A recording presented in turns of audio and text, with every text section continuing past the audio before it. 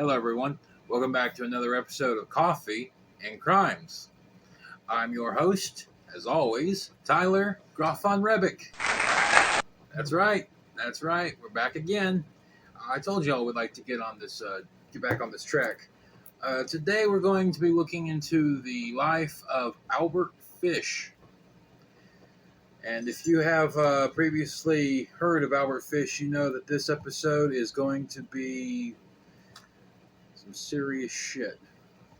And this episode is, oh my god.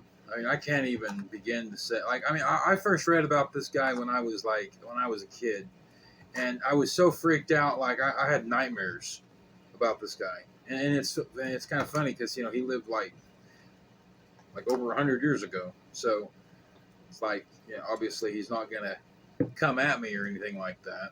Plus, I think he was, yeah. All right, no spoilers ahead of time, I suppose. All right. Excuse me. It's okay. Just a summer cold. We are all right. Sorry. I know it's annoying. All right. Also, everyone, I just want to say thank you for checking out all of the videos. Again, I appreciate you all. You are all wonderful. You're awesome. If I ever have any children, I'll name them after you. Well, maybe one or two. I'm not going to name all of them after you. That's like so many people. Okay, sorry. All right. Serial killers are a bizarre breed of humans that come in many shapes and sizes, ages ranging from young to old, and intelligence levels in the spectrum of mentally handicapped to super genius. The story today is about one of the oldest and most evil of serial killers to have ever lived. This man was an enigma, a mystery, a person so ravished by perverse concept that he left his mark on the American criminal world more so than others, at least in this writer's mind. Today we look into the villainous life of Albert Fish. Major content warning ahead, everyone. Your discretion is advised. This one's going to be dark, and I don't mind saying that, yeah, watch out. Intro. Hamilton Howard Fish was born on May 19, 1870 in Washington, D.C. That's cool. I got family that were born in D.C. Random. The youngest of four surviving children of Randall Fish and Ellen Howell. Randall was 75 years old at the time of Fish's birth, and his mother was 32. Damn. Dude was a cradle robber. That or she was a grave robber. I'm sorry. Randall, who was of English descent, worked as a fertilizer manufacturer after having spent most of his life as a riverboat captain. Randall passed in 1875 when Fish was 5 years old, which caused Ellen to leave Fish in an orphanage. Having grown tired of being teased with the nickname Ham and Eggs, Fish chose to be known as Albert, which was the name of a sibling who died early. Oh, that's a necronym. That's what they call them, necronym. Like necro, death, name. Sorry. Just for everyone out there who didn't know that previously, a necronym is that. It's not as uncommon as you think. Like Salvador Dali was actually named after his younger brother or his older brother who died before he did. So necronyms are actually they were pretty common back in the old days.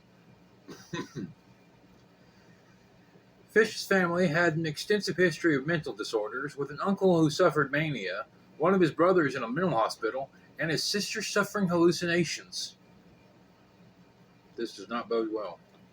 Well, I say that. I mean, there's people whose family members have schizophrenia and stuff, but they don't ever develop it. So I suppose this guy probably will, because let's face it, this is a crime podcast, and it's about him. He's the criminal, so here we are. Albert was often savagely abused by the strict caretakers in the orphanage, whereupon he discovered a deep pleasure from receiving physical pain. This is known as masochism. This would also later be a constant staple for the rest of his life. 5 years later, in 1880, Ellen Fish was able to bring Albert home and support the family. When he was 12, Albert started a relationship with another boy, who introduced him to several paraphilias, including uralasia and coprophagia. I'm not going to explain what this is, so look it up if you dare. Yeah, I'm not going to explain what it is either. So if you want to look that up, I mean, be my guest, but don't say I didn't warn you. He also began anonymously writing sexually perverse letters to single women in the classifieds. Ah, wow. Okay, classic guy. Adulthood. At the age of 20 in 1890, Albert moved to New York City and began to work as a male prostitute while molesting the local youth population. Ugh. I mean, I'm not going to rag on the male prostitute thing. I mean, if that's what you want to do with your life, whatever. But, like, molesting children? Ew. What would possess you to do that, you freak?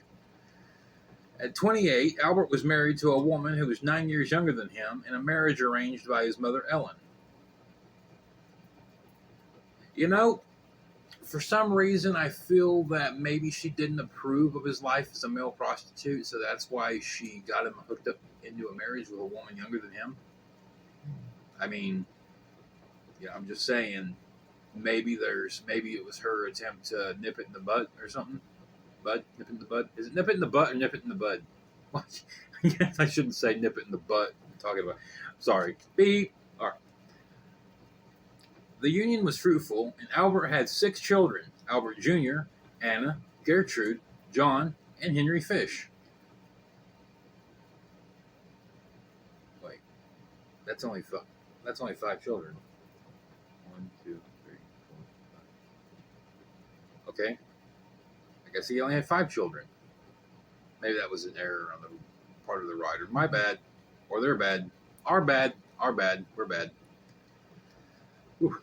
During this marriage, Albert also worked as a house painter while continuing to molest children. Oh my God, bro. Stop. Stop molesting people. In 1903, Albert Fish was arrested for grand larceny and sentenced to a term in Sing Sing prison, where he often serviced other male inmates while finding more perverse ways to please himself. Jesus.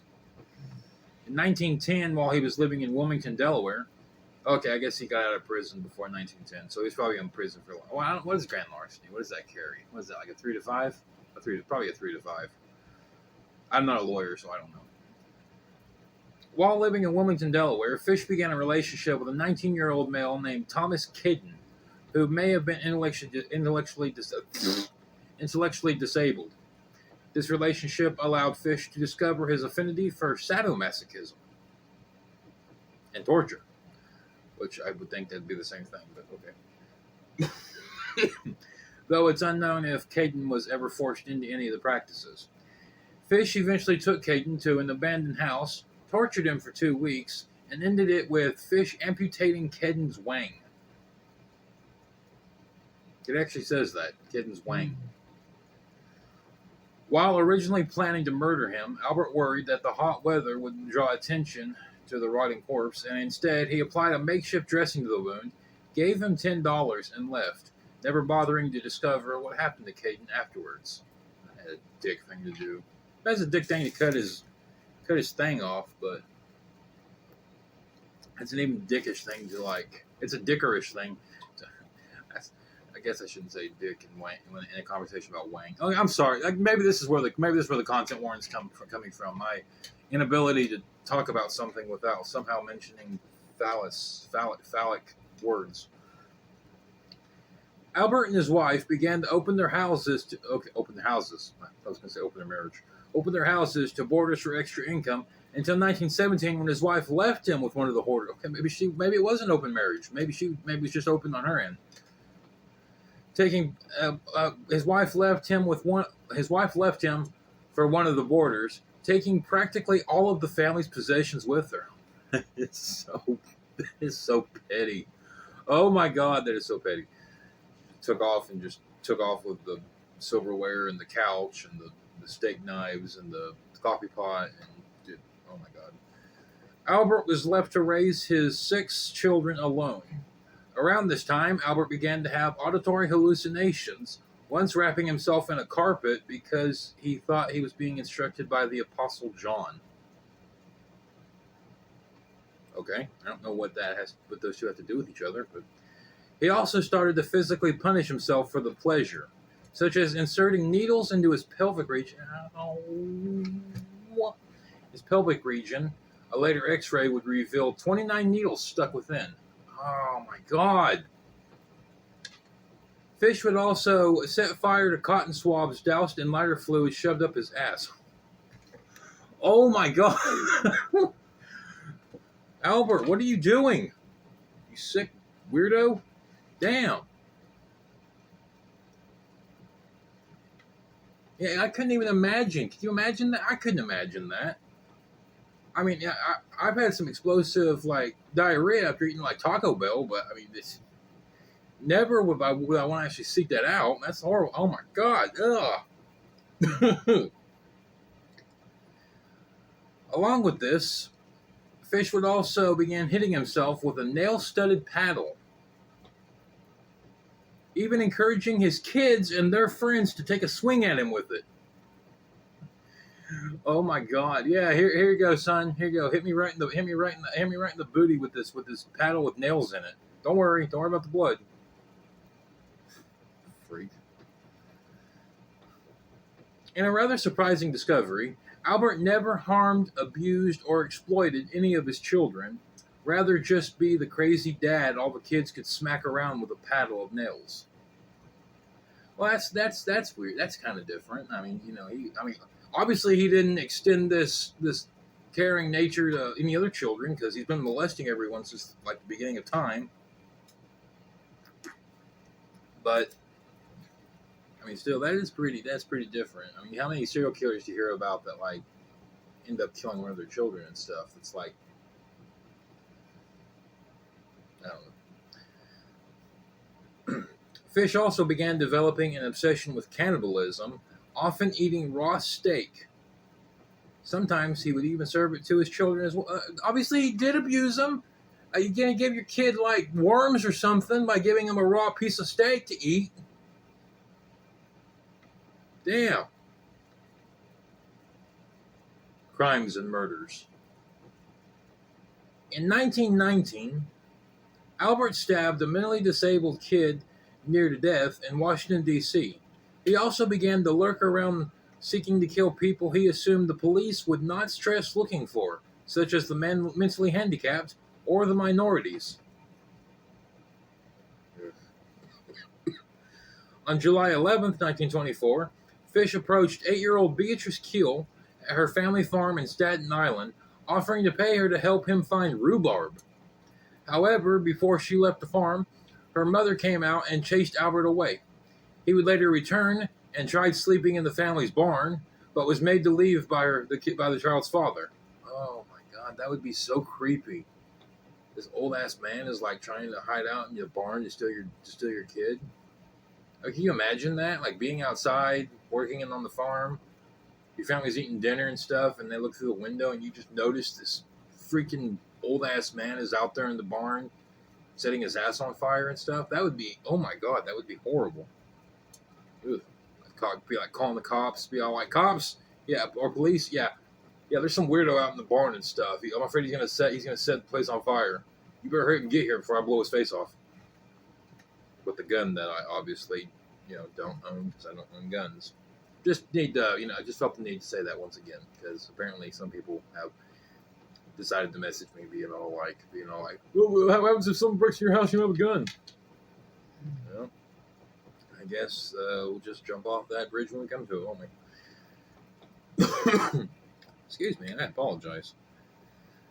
3 days later, Albert killed 9-year-old Francis McDonnell, strangling the youth with his suspenders and hanging him from a tree.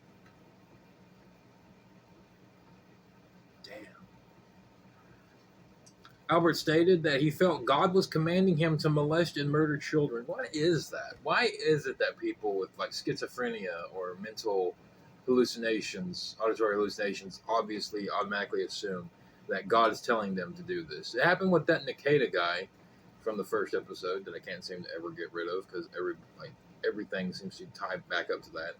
And this guy right here. I mean, and if it wasn't God, Then it's Slender Man, like in that previous episode. Shout out to my episode about the Slender Man stabbing. If you haven't watched it yet, go watch it. You can see me act like even more of a weirdo on there. Albert would later lure young Cyril Quinn and his friend to his apartment in an attempt to torture the boys, but they fled after finding his so-called instruments of hell. Well, thank God they got away.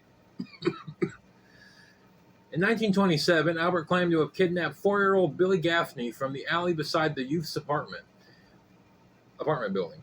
Billy's friends would state that the Boogeyman got Billy.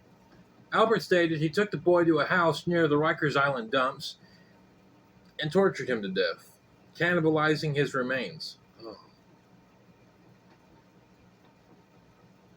Damn. Gaffney's mother remained unconvinced that Albert was responsible for his disappearance, since fellow serial killer Peter Kudzinowski was operating in the area at the time. It's kind of a scary thought. If it's not this guy, it's the other guy. And if it's not him, it's probably one of the other people.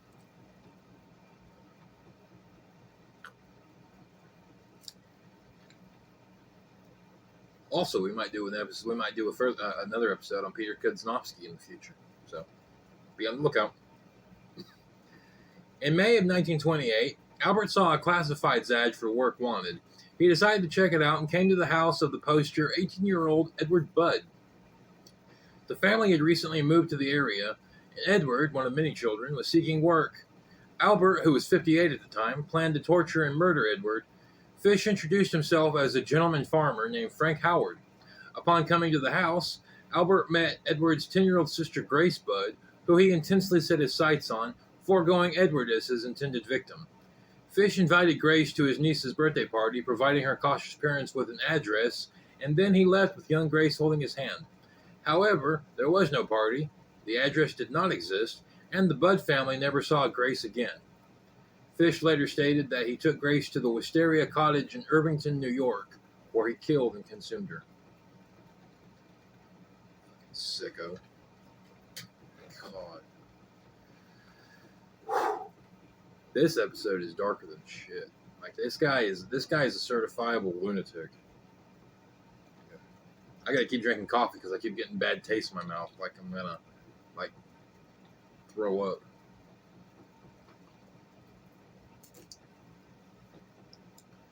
Albert remarried in 1930 to Estella Wilcox for a grand total of 2 weeks before his bride GTFO'd. His wife GTFO'd. She got the frick out of there. Yeah, I don't say I blame her and stuff. This guy sounds like a psycho. And he is a psycho because obviously all that he's been doing. He's a friggin' nut job. He was arrested that year for sending obscene letters to a woman who answered his ad for a maid service. And another following arrest saw him being sent to the Bellevue Psych Hospital for observation. Good, maybe they'll keep him there. In November of 1934, Albert anonymously sent a letter to Grace Budd's mother. While the full letter is available online, it is absolutely disgusting, and I'm not going to torture this audience with even more disturbing content than has already been stated. Yeah. Sorry, everyone out there, all y'all gorehounds, people interested in hearing nastiness and whatnot. This is about as much as you're going to get. The gist of the letter states that Albert had a friend who got a taste for flesh during a famine in Hong Kong, though no record exists of such a famine happening, where children would be served as meat at butcher shops. Albert then goes into deep detail about how he brought Grace to the Wisteria Cottage, murdered, and cooked her remains. Yes, it is really that horrific. I have read that letter, and I have heard documentaries about this guy before, and ew. Capture. The envelope that the letter was sent in was marked with a symbol and the initials NYPCBA for New York Private Chauffeurs Benevolent Association. Damn, your Uber drivers got an association. Oh my God, I'm so sorry. I'm so sorry to all the Uber and DoorDash people out there. maybe y'all, maybe, I guess this is for like private chauffeurs. Like, I guess that's like taxi people or whatever. But I mean, I guess that's what an Uber is nowadays. Uber is the taxi of today, I guess. A janitor, it was discovered, had taken some of the envelopes to his rooming. Had left. Sorry, when he left the company, and left some at his rooming house, which, as it turns out, Albert Fish had recently stayed at. However, Albert had checked out, but had asked the clerk at the place to hold a check that he was to receive from his son until he could return to sign for it. Fish arrived to collect the check and was immediately confronted by the chief investigator of his case. Albert agreed to go to the station, then pulled out a hidden razor and began menacing the investigator until he was knocked the fuck down and disarmed. Yeah, no shit. Just knock his ass in. Just be all like, pull a razor out on me. Let me introduce you to my fist. A fury. You got instruments of hell. I got fists of death. So I really don't. I'm not that big and bad. But this guy is like what, in his 60s? I mean, he'd probably go down pretty easy. Albert proudly admitted to the murder of Grace Budd, stating he hadn't thought of molesting her before killing her, but he had 2 involuntary releases. Oh, Jesus Christ. Sorry. During the murder, the police buried the cannibalism report and used this confession to state the murder was sexually motivated. It wasn't, though. He killed her because he wanted to eat her. I guess back then, cannibalism would have been a bigger no-no than sexual molestation. I don't know. I don't know how it works. I don't know how it worked back then. I wouldn't lie. Trial. Albert Fish was put on trial on March 11, 1935 for the murder of Grace Budd. The trial lasted 10 days, with Fish pleading not guilty by reason of insanity. On this case, I think I could believe that. This dude is certifiably, maniacal. Stating he had been receiving auditory instructions from God to murder children. Fish was examined by an entire team of psychiatrists, probably like a football team of them, who stated that Albert Fish had several deep-rooted fetishes, including flagellation, sadism, masochism, exhibitionism, voyeurism, piquerism, cannibalism, coprophagia, urophilia, hemophilia, pedophilia, necrophilia, and infibulation. I'm not going to explain what any of those are. You can look them all up, and I'm sorry. Dislike the video, but you can't because YouTube won't let you dislike videos now. But hey, roast me in the comments. I guess I don't care.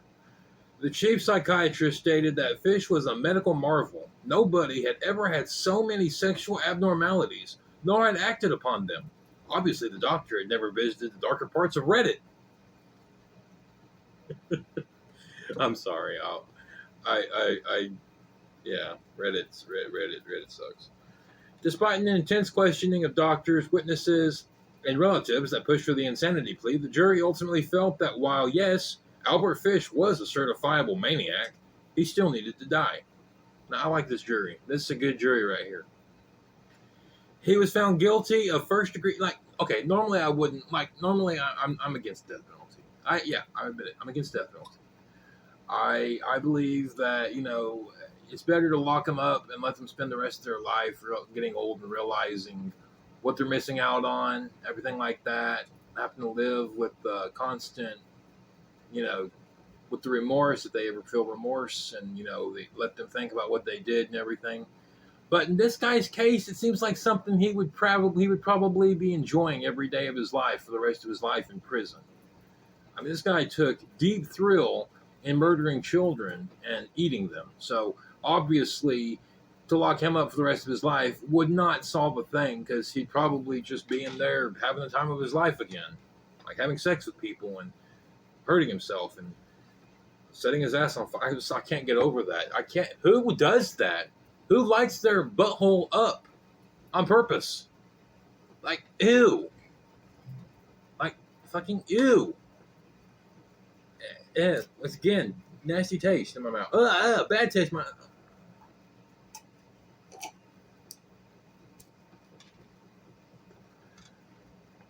Very sorry for my undignified response just now. And for the coffee that probably just, ran down my chin.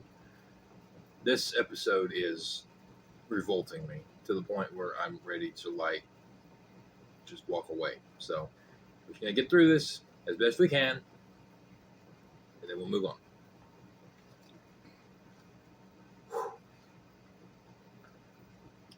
He was found guilty of first-degree murder and sentenced to death. He would spend death row days back in Sing Sing, his previous haunt. The crimes and trial outcome came to a hard emotional blow to Albert's children and his grandchildren, with one of his daughters living in denial that her father was the maniacal bastard he was. I guess since he never treated his kids he never tortured or molested his children, so probably they never knew about him, what he was doing and stuff. So I can only imagine how horrible that must be to discover later in life that your dad is a murderer. Execution. On January 16th, 1936, at the age of 65, Albert Fish took his seat in the electric chair. By 11:09 p.m., he was dead. His final words were, "I don't even know why I'm here." Did the trial not leave an impression on you, dude? Obviously. Okay, maybe he was still playing like he was insane, though. Like he was confused because he's an old man or whatever. But he's only 65. That ain't old. Well, it is old. Like, physically, it's old. I mean, mentally, you can still do a lot of things. You can still do a lot of things physically at 65. I don't know. Is 65 old? Answer that question for me. A popular myth was said that it took longer for Fish to die in the electric chair because the needles in his pelvis had caused the apparatus to short circuit. But this was proven to be utter bullshit. Fish had been excited about the electric chair himself, stating it would be his ultimate thrill of pain. Damn, Fish. You deserve to die. I get nobody deserves to die. Though in this case, my opinion, this dude needed to die. After the execution, Fish's lawyer met with reporters and revealed that he had Albert's final statement, which he had handwrote several hours before his execution. However, when pressed to reveal the statement, the lawyer refused, stating, "I will never show it to anyone.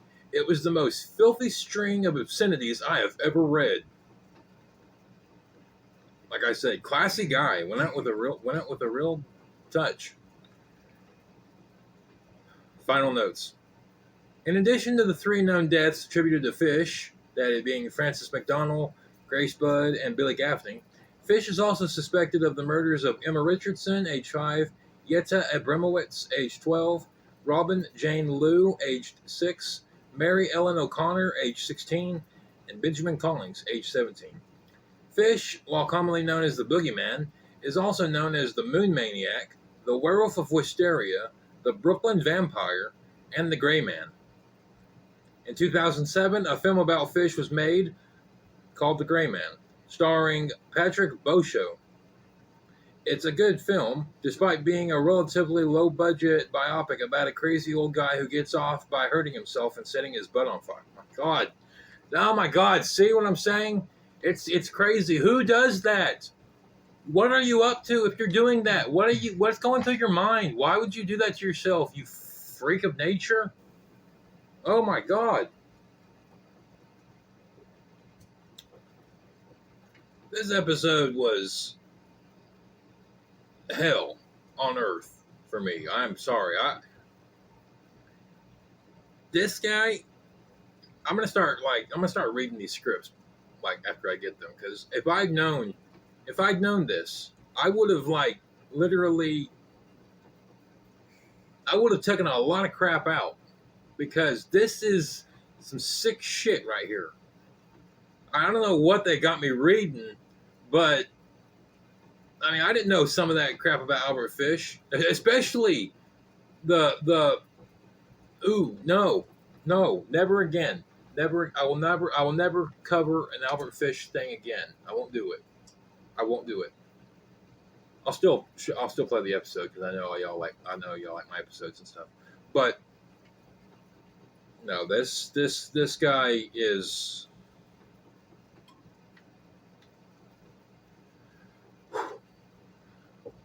Well, everyone, this has been an episode of Coffee and Crimes. And I'm Tyler, and I'll see you again next time.